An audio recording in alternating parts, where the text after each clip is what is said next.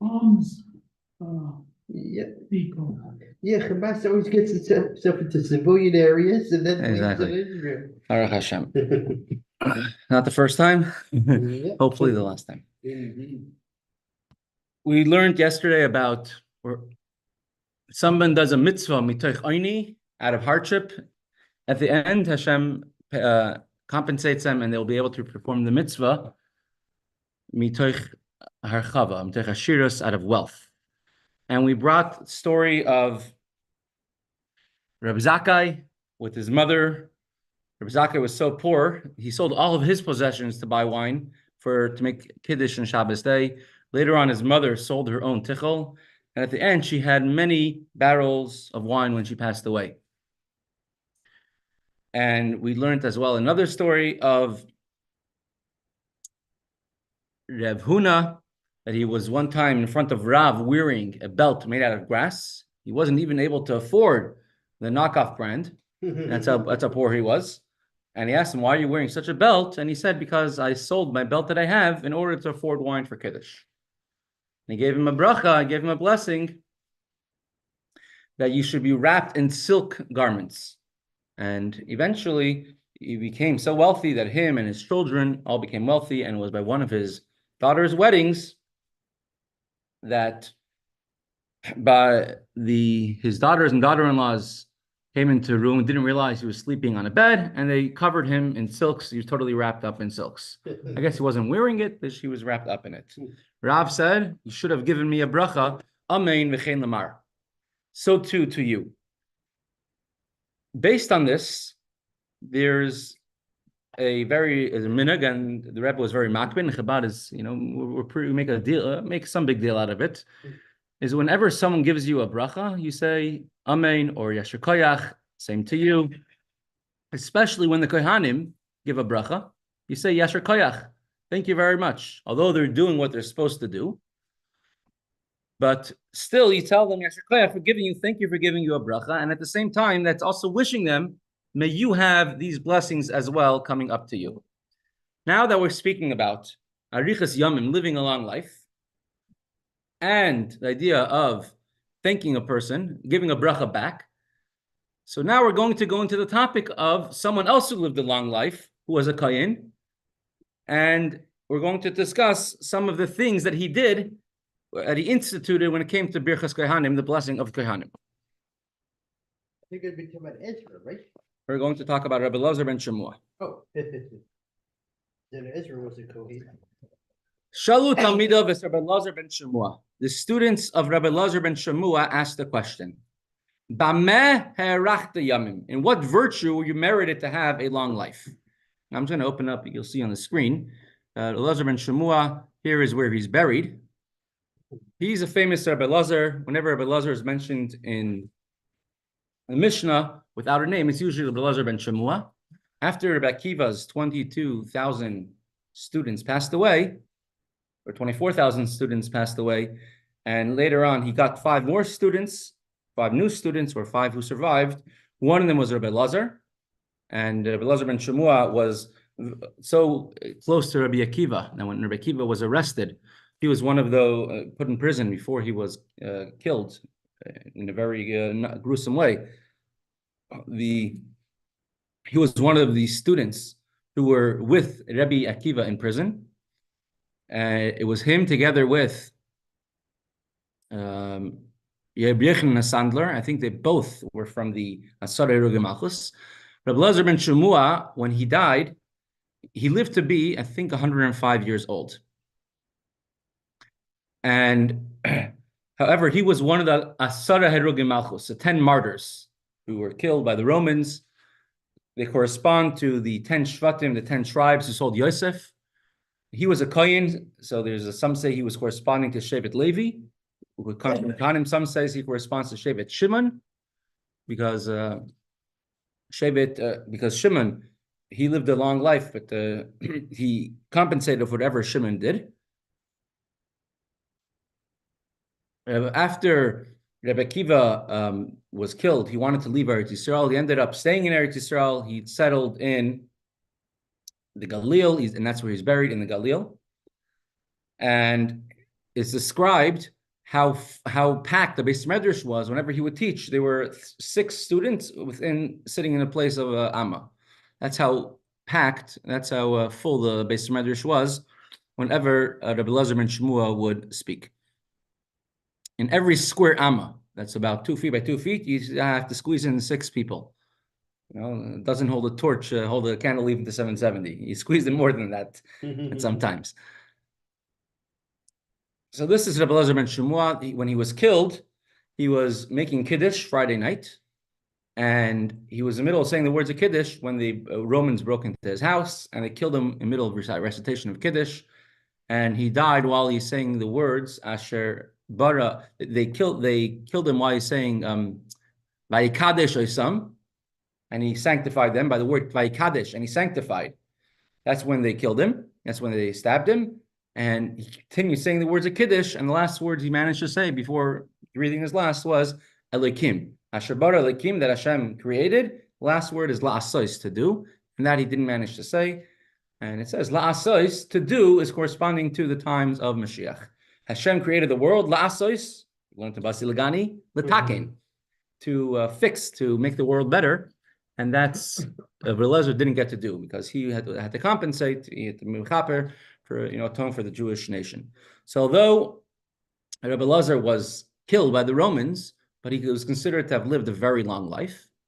And so his teacher, Rabbi Akiva, lived to be 120. He was also a long life, although he was killed by the Romans. He was one of the 5 students, the 5 Talmidim, who Rabbi Yehuda ben Bava was also one of the 10 martyrs. He wanted to continue the practice of smicha in Eretz Yisrael, which is a special type of smicha, which we don't have anymore because we were forced, unfortunately, by exile to leave. And he was one of the 5 Talmidim, 5 students who was given smicha. The Romans made it illegal to continue smicha, and Rabbi Elazar ben Shemua gave it to them in the middle of the wilderness in a narrow mountain pass. And the Romans came to attack. He stood in the way, and they pierced him several hundred times with their spears. But they 5 managed to run away and continued smicha. So Rabbi Elazar ben Shemua, one of the greatest Tanoim, and they asked him, "B'meh harachta yamim?" With what merit have you virtue have you merited to live a long life? Because he lived a long life, and then she was killed as she is a very old man. Correct. Right. I was reading about this. One of the sons of Chaim, he was, I think, 94, when he was taken by the Nazis to Auschwitz. A son of the Chaim? Yeah, he has several children who were killed by the Nazis. Wow. Over 2 or 3 children were killed by the Germans. And the thing is, imagine he lived 94 years and he still died al Kiddush Hashem. That really is amazing. The Beis Yosef, his entire life, he wanted to have the merit of dying al Kiddush Hashem, and he wasn't given that zchus. And he lived to be, I think, 90, which were 80, very old for his times. It said his Talmud actually, he had a Talmud who I think was an ex-Morano. Correct. He became actually the Chassidus does say that the neshama of the Beis Yosef came back again to this world and merited to die al Kiddush Hashem. So he did fulfill his wish in the next Gilgal. But you can imagine how great is the greatness of his Sfarim that he wrote, Shulchan Aruch that we live by, and everything else that the Beis Yosef wrote on the Rambam, and everything else that he did, and Torah he accomplished, and he had Malach who taught him, and all that pales in comparison to a Jew who died al Kiddush Hashem. So the students asked Rabbi Elazar ben Shemua, in what virtue were you blessed with a long life? Amar Lahem, he told them, here's things I've never done. Miyamai I never made a shul or a study hall into a shortcut. Now the Mishnah says you cannot make the Beis Hamikdash, the Har Bayis, the Temple Mount, into a shortcut. What does that mean? I haven't made it into a shortcut. So to walk, let's say let's say the yeshiva building. You want to walk to the other side. You shouldn't walk through the building. The Temple Mount, to walk around could take you a full mile. If I want to just get somewhere, maybe walk right over it. So I never made a shul into a shortcut. And is this actually halakha l'maisa? Yeah, halakha l'maisa. I see. We're going to go to our next Amud. We're going to discuss a little more. There are sort of ways you are allowed to do it, meaning if you go into the shul, you stop, you sit down, and you say a pasuk, you say a word of Torah, then it will be allowed technically. Beis HaMikdash, you're never allowed to do that. But Rabbi Elazar ben Shemua, he introduced what was from the Beis HaMikdash, that because then the holy shul was the Beis HaMikdash. Introducing the Beis HaMikdash to all other shuls. And even more than that, the Mefarshim say that he didn't even use a loophole that there is to walk through the shul, say a few words of Torah, sit down for a minute or two, and then go further. He didn't even use that loophole. And the important word over here, you'll see, from everybody is miyamai, my entire life. My entire life, I made sure of this. Meaning this is something that was, many people do this, it's halacha. But the fact that he was so strict in miyamai his entire life, meaning that it became so a focus of him his entire life. So I had to walk around shul, I had to walk around longer. And because of that, Hashem said, okay, you took extra time to walk longer, to walk around the shul, to honor the shul. I'm going to give you more time as well. And that's why he lived a long life. And the same thing for the next thing. Lepesati al Roshei Am Kodesh. It says Pesati. You say Pesachti. What is it? It says Pesati. Something. Yeah.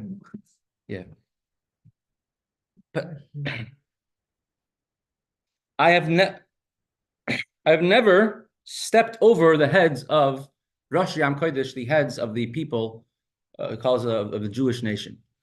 When, especially in those days, they weren't very much into the furniture of the Beis Medrash. They were more into the quality over quantity.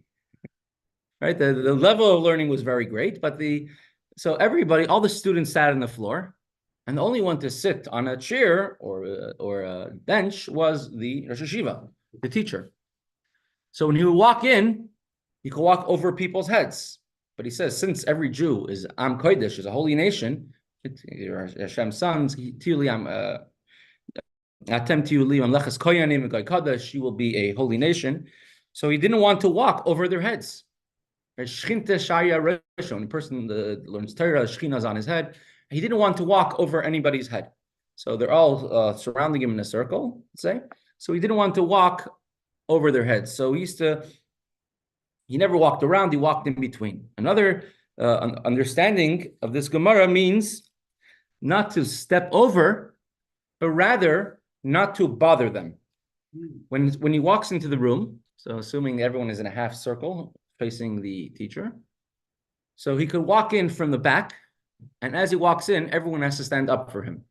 And he didn't want to burden everyone to stand up for him.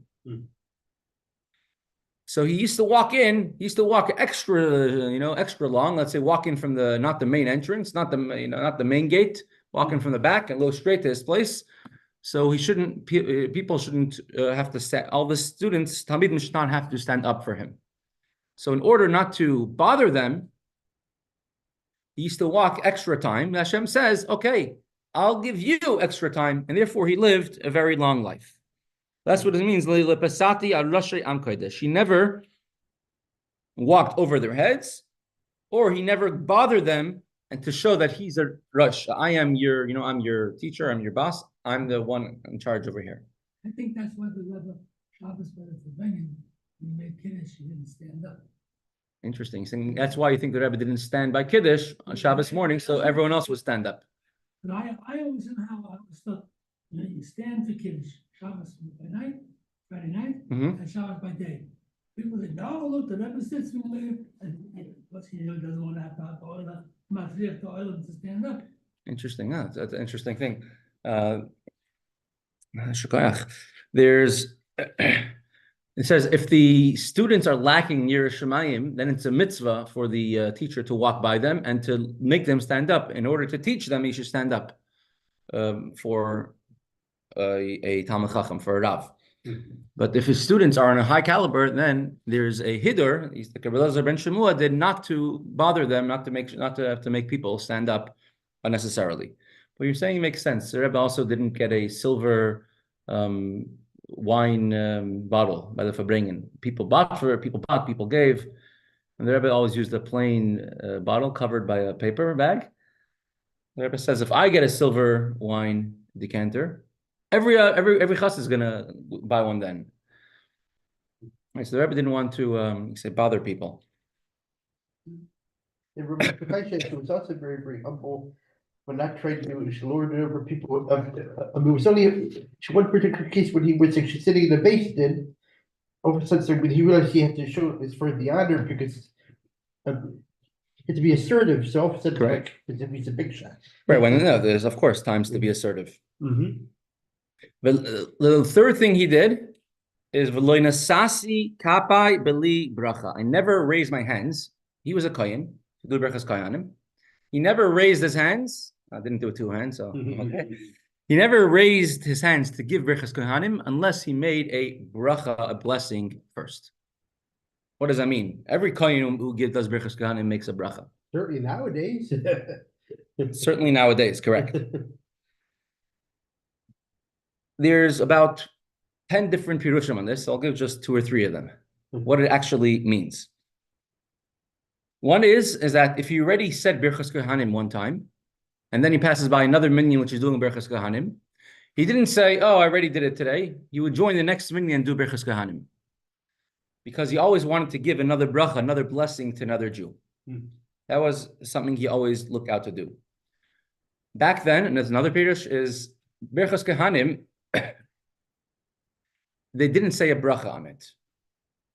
On the Birchas Kohanim, not necessarily. Only later, he was the one who introduced to make the bracha on it. Because they only made a bracha in the Beis HaMikdash. And he was, again, at the time of the destruction of the Beis HaMikdash, so he introduced to make the bracha of Birchas Kohanim. Another thing is, the stress that he made is, I made the bracha, the blessing. What's unique about the blessing? Right? He says, the last word of the bracha is, Hashem commanded us to give a bracha be'ahava, with love. Yeah. So when he gave the bracha, his main concern was be'ahava, to do it out of love. If a kohen gives a bracha with excitement, then the bracha comes even more. Another understanding is that there's a chiddush. It says you don't make there's a Gemara. It says you don't make a bracha for a bracha. You don't make a bracha hereby. I'm now going to make the bracha of Birchas Hamazon. You don't make a bracha for that. So Birchas Kohanim is a blessing, the Kohanim say. So why should you say a bracha, a blessing, that I'm going to give a blessing? So that was Rabbi Elazar ben Shemua's chiddush, so you can make a blessing. Because your blessing is not necessarily only in doing the mitzvah, but in how you do the mitzvah, which is the idea of ahava, with love. So from all of these... Do you know whether he composed the bracha?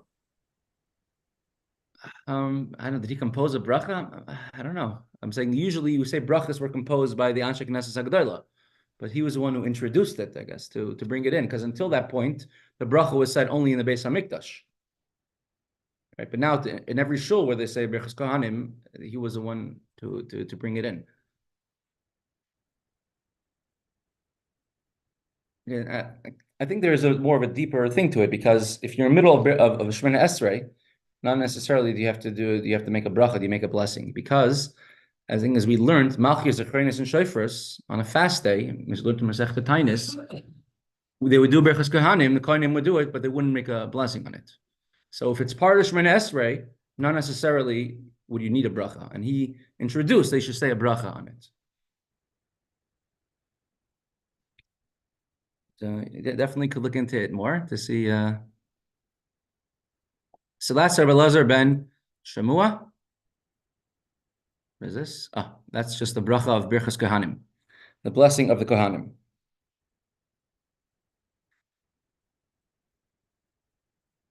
Let's go to the next one, Rav Preda. We're up to the last line on the page of Chav Zayin on the base, 27b. Monday we'll start off with a quiz on Daf Chav Zayin. So make sure to chazer. Shalu Talmida v'Reb Preda. The students asked Reb Preda. Reb Preda, he lived to be a very long life. He lived to be 400 years old. They asked him, what merit did you have to live such a long life? Now, he didn't know at that point how long he's going to live. He just knew that he's living longer than all of his other colleagues and friends. So they asked him, what merit have you attained such a long life? There was somebody goes up to, walking down the street in a small town, and he sees an old man sitting on a porch on his rocking chair. And he asks him, tell me, what do you do? What's your secret? He says, every day I smoke 3 packs of cigarettes. I finish a case of whiskey a week. I don't do any exercise. I eat fats, sweets. He says, how old are you? He says, I'm 29. We were 113 years old. Yeah. They asked her to what shows her old age. She said, from the age of 13, the only liquid that ever went into her mouth was beer. Was beer. Well, it's actually true. Saying beer, especially back if she's 113, is because other waters were unhealthy. Wasn't filtered, wasn't sanitized, wasn't boiled, no chlorine. Right? So it was a common thing that even children drink beer because beer was healthy. You wouldn't get sick from it because it's boiled, it's fermented. So the story with Reb Preda, let me bring it up. Erevin, Daf Nun Vav. You see over here, Reb Preda v'lo hu tamida. Reb Preda was a very patient teacher, and he had a certain student. Davatani le aber meyazimni. This is Erevin Daf Nun Dalet, so you can just see it on the screen. And he would have to teach him 400 times, repeat the material. Are those who say 400 is just a number for a very large amount, but some say it's actually 400. But at any rate, an extraordinary amount of times he had to review it and teach it over and over and over to his students. Vigamar, in order to teach it. Yom Echad, one day, Bayu lemilsa the mitzvah. Reb Preda's presence was needed for a mitzvah, and Mefarshim over there said that his daughter was getting married, so he was needed to be at the wedding of his daughter. Tana lei v'lei gamar. But he was teaching that student, so he still taught the student 400 times, like usual. The student didn't understand it even after 400 times. Amar lei told him, Reb Preda told him, Ha'idna maishna lei mi dahi shaita. What's different today than every other day? That today you didn't understand the lesson. I already repeated to you 400 times already. So like why today is different than other days that you don't get it? So the Amar le Lamar, so he answered back, Lamar ika milzu the mitzvah. I realized that you have a mitzvah to do. I mean, you have a wedding to go to. Mm-hmm.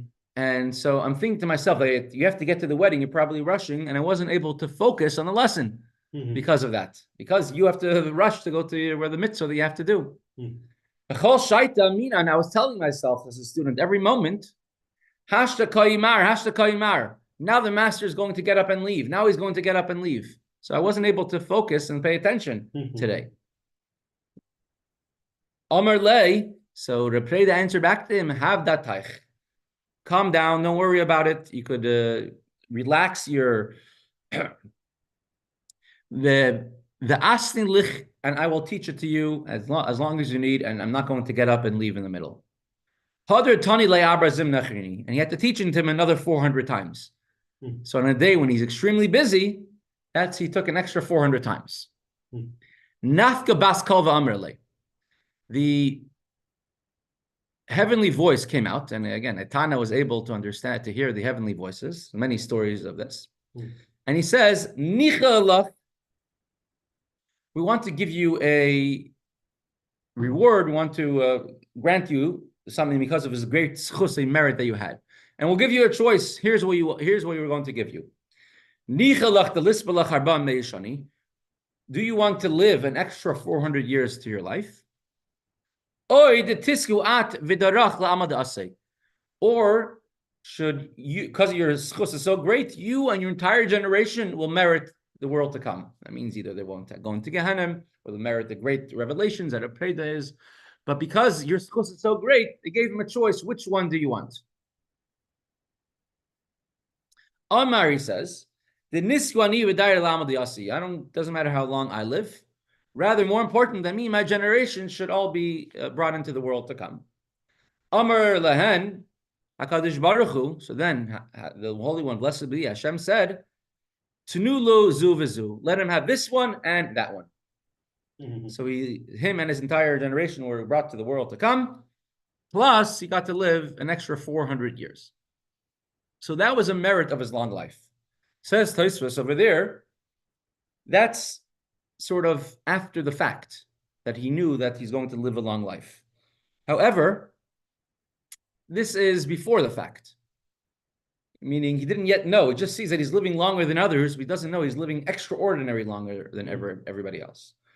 Or the other thing is that Zev Ezeh Gardim, the things we're going to see in the Gemara here and that story over there together were the causes for him to live a long life. And when was he born? I tried checking it up before this year. I'm not sure exactly his time period. Seems to me most of the times of Tanaim and a good chunk of them are Rayim. I couldn't find in my first search at least exactly his time period. So they asked the students of Rebbe asked him, what merit, what virtue did you live a long life? Amar Lemi told them,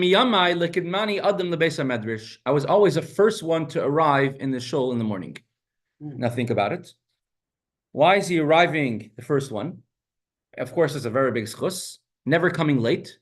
You're careful with your time. Hashem adds time to you. But even more than that, remember we said previously about Rabbi Elazar ben Shemua, why he lived so long? Because he never wanted to bother his students to stand up for him. So the Preda came before everybody, they shouldn't have to stand up for him. Because if he's the first one in the base medrash over there in the shul, so when they come in, they don't have to stand up for him as he's already there. So the same thing applies. Since he took his time, extra time, in order to not bother others, so therefore to help others, so therefore Hashem in turn paid him back and gave him extra time to live. Turning the page, Chaf Ches Amad Aleph Koyach, the 28th. Koyach is strength. This is the strength gematria. Is Ira here? Gematria of Yechi Yud Ches Yud is also 28. So 28 Daf Chaf Ches. Next thing is V'loy berachti lifnei kohen. I always gave honor to a kohen. If a kohen was ever in the room, I let him do the birchas hamazon, the benching first. Or even though I'm such a big Talmid Chacham and I could get the first aliyah, I would always give it to a kohen.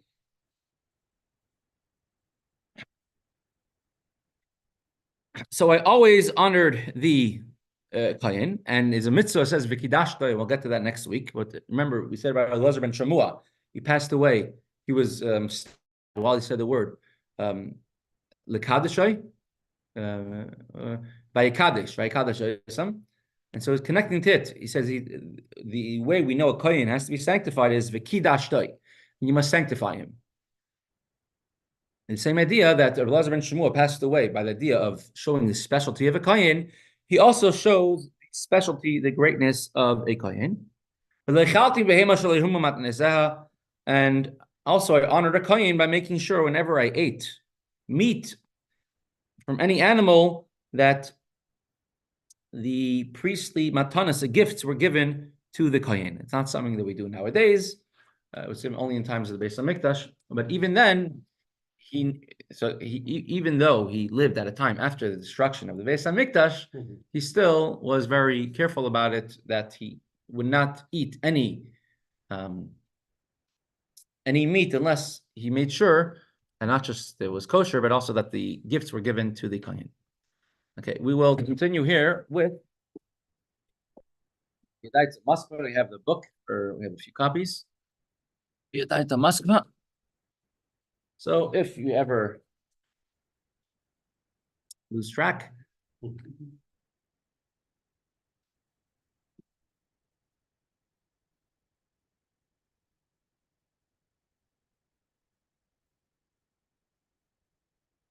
Now, there's one mimer that you could learn, and then there's another mimer which you could find a whole new mimer over here. It fits many, many ideas finds many applications.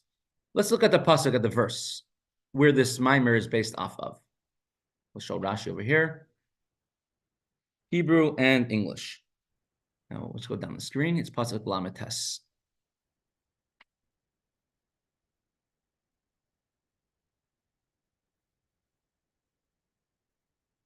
Wrong chapter.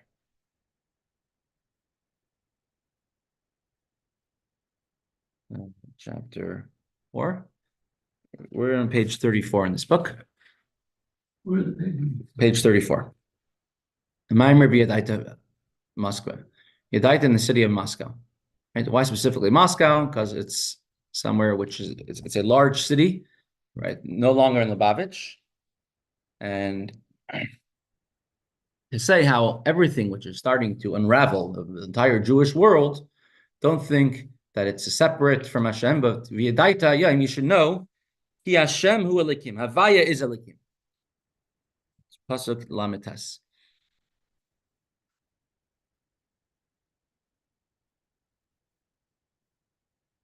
Havaya is the name of Hashem. Yud Kei Vav is the essence of Hashem. And as a matter of fact, we don't even say Hashem's name.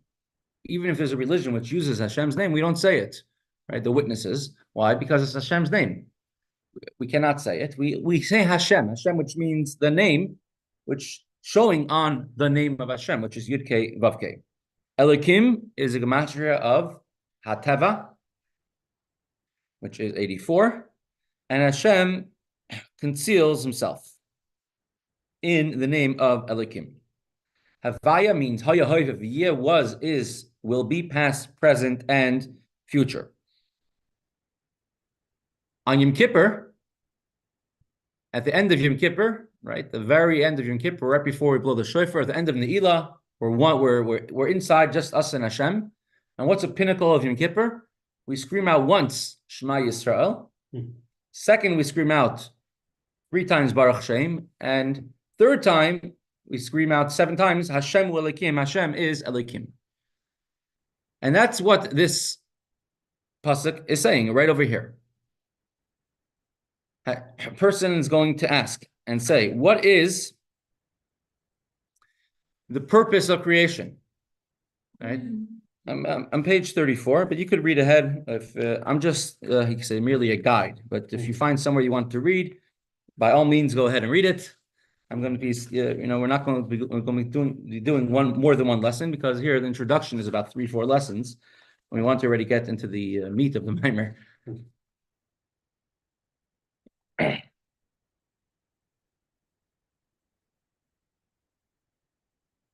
Hashem is Moshe Rabbeinu was telling the Jewish people, has any nation ever seen the greatness that Hashem has done for you? Pasuk Lamed Hey 35. Ata reis ladas. You have been shown ki Hashem ladas, to know. Ladas is knowledge. It's the idea of siddur, to apply with your knowledge. Ki Hashem hu Elikim. God is Elikim. The name of Yud Kei Vav Kei is the only God. Ein oid milvadoi. There's nothing else but Him, but Hashem. Says further, Veyadaata yom hashavos elvavecha. And this is what this mimer is on. You should know today and take it to heart. Ki Hashem hu Elikim hashemayim imav al aretz mitachas ein oid. That Hashem is the only God in the heavens above and in the earth below. Ein oid. There is nothing else besides Him. Now, Havaya is that Hashem is the only existence in the world. Hashem is constantly creating the world. Paro, the king of the Egyptians, he says, Lo yadati es Hashem. I do not know God. Because by him, Hashem might have created the world, but in his mind, Hashem left the world. And Hashem doesn't bother Hashem what takes place in the world. He said, Hashem is not Elikim. Elikim is a nature as we know it, the concealment of God. Hashem is the essence of God. And he says these are 2 separate things. What was the purpose of all 10 plagues? Hashem told Moshe Rabbeinu that I'm giving the plagues in Mitzrayim. Vidatem ki ani Hashem. They should know that I am Hashem. They should know that everything that takes place in the world is Hashem, the essence of Hashem behind it all. If Moshe Rabbeinu, as it says in Tanya, wanted to just take the Jews out of Mitzrayim, out of Egypt, He could have just taken them out of Egypt. Hmm. Could power have stopped them? Power was powerless to stop them. The first plague already, he saw he had no power. Even before that, he wasn't powerless when it came to this Moshe's staff turning into a stick. But as Tanya says, what was the purpose? Why didn't Moshe Rabbeinu drag it out for almost a year? 10 plagues. Why not just take them out? The purpose wasn't to only take them out. As Hashem says, the purpose was that the Egyptians' mindsets should change. That the Egyptians themselves, which was the ultimate concealment of Hashem, that should be knowing Veyadaata Moskva Hashem. They should know the essence of Hashem. That they should have a Havaya consciousness. So Elokim is sort of when Hashem is acting natural. Havaya is when Hashem acts miraculous. Now the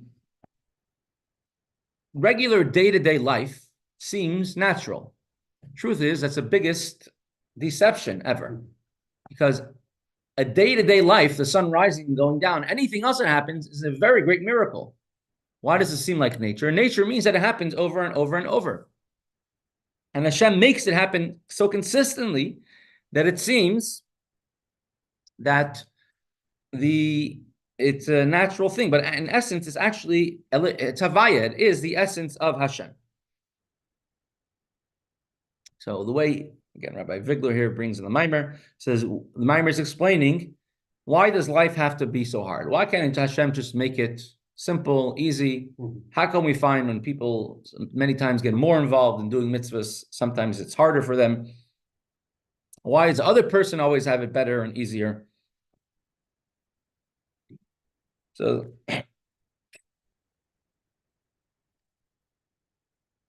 the mashal, which is going to be brought over here in this Maimer, and it's brought in the Maimer of Reb Hillel Parasher, it's called Isa B'Psikta. The mashal, the example of a teacher and a student. A teacher is a very wise person, very smart. If you really know what you're talking about, then they could explain even the most complex ideas in the most simple way. I'll give you an example. Let's say you have a family reunion, you haven't seen people in years. Children finally come over, and what do the whole day? They're on their phones. Right? Are they physically there? Probably, yeah, they're physically there, physically present. Are they really actually present? No. They're not present at all. And even if you're speaking to them, they're only halfway there. They're halfway focused on something else.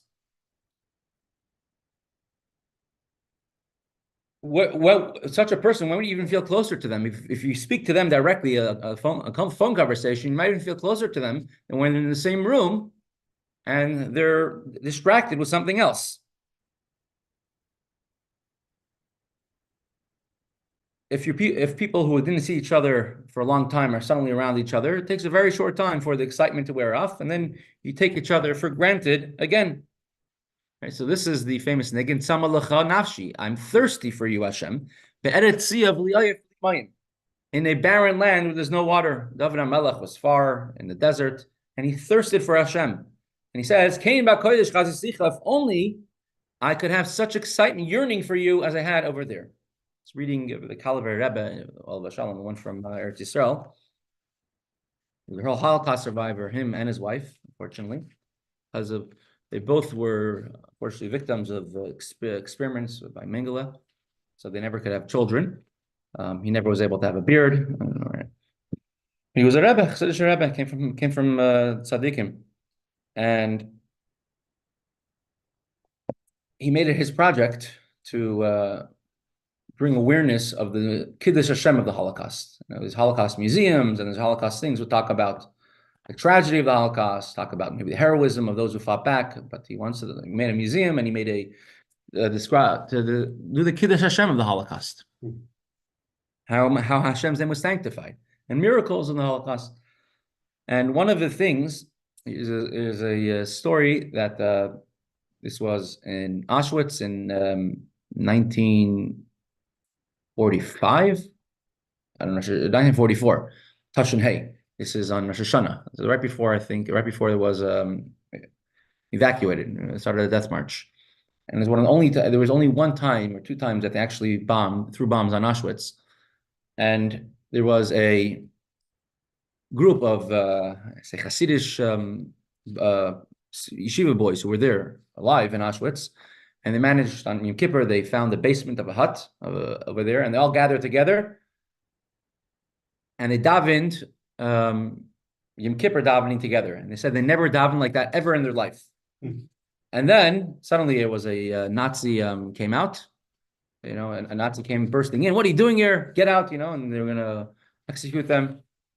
And so suddenly he says there was a bombing, and those Nazi soldiers were all killed. And they managed to run away and escape. And Baruch Hashem, a lot of them survived the war.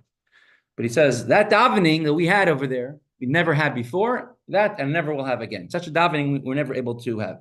The intensity of Ava you have is not able to be, you can't compare it when you don't have it. Right? The Chassidim in Russia have a tremendous longing to see the Rebbe when they were there and they couldn't get out.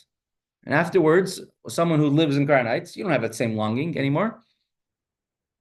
So the fact that you're far away causes you to have a tshuka, a desire for this. In Tanya, in Igeres HaKodesh, chapter 27, he says that a tzaddik who passes away is more connected and is more in this world even during his life.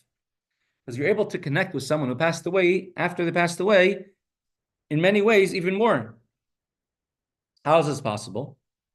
Because if you're looking just at the physical part, at the elikim part, the concealment part, so then all you see is the physical manifestation of it, and you don't see the spiritual manifestation of it. But if you Veyadaata, it's a mitzvah to know Hashem, relate to Hashem, even when it's good and it's not dark, you're going to know Hashem. Now, wouldn't it be nice if everything would be good? Of course, the Rebbe many times, hundreds of times, maybe thousands of times, definitely hundreds, the Rebbe asked, it should be toiv anir vanigla, or gave a bracha, it should be open, revealed good. Hashem could give good where it's only good deep down. But of course, we ask for apparent good. But Veyadaata, by thinking about it, realizing everything Hashem does is good, that is going to also bring how it should be good in an open way. That's Veyadaata. You should know, Ki Hashem hu Elikim, that Havaya is Elikim.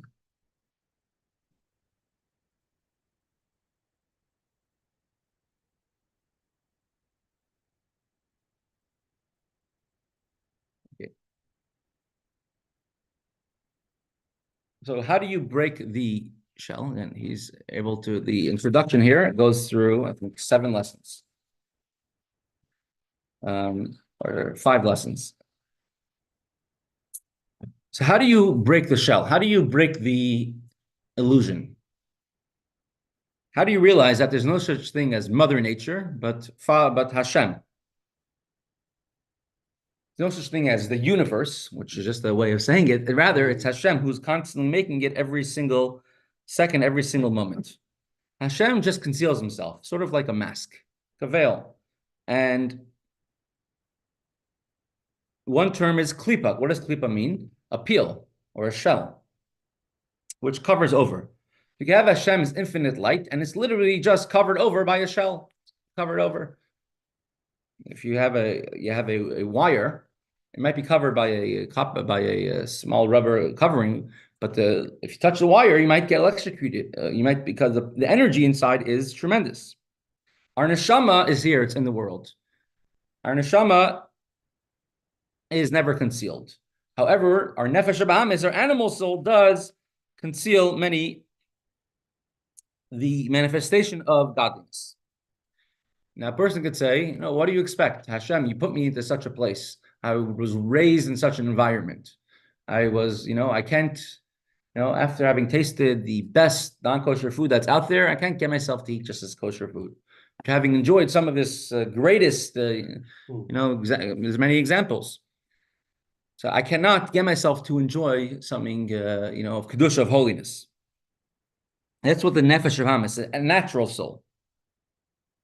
And of course, the animal soul and the nefesh elokis and the godly soul are always fighting with each other.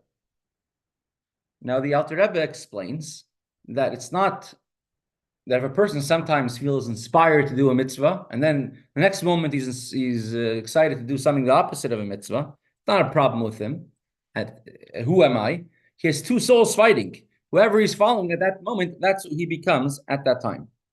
But there's an inside and there's an outside. Klippa is the outer layer, and we have to just remove the outer layer. Imagine your glass. Imagine you're walking outside, and you were working outside, cutting wood the whole day. And your glasses are all dirty, and then you clean your glasses. Suddenly, it's like a whole new world opened up.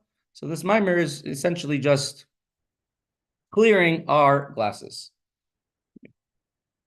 If you want to read some entertaining applications, you can read page 49. Racism, celebrities, politicians, Purim, doctors, lawyers, rabbis, cantors, junk food, but these credit cards, Hollywood. But the idea that he's trying to bring out from all of this is that there's an outer layer, and many people try showing how good they do and how great it is, or things that they're doing which are great. But you should know, that's only to conceal what they have inside, that they're not doing something good. But rather, what's more important is to know that what's inside is Havaya. Havaya Elikim, Hashem is Elikim. Want to read these pages? You can go ahead and do it. We're going to pause over here. Shukayach, thank you for joining. Thank you. Yeah, thank you. Label, thank you.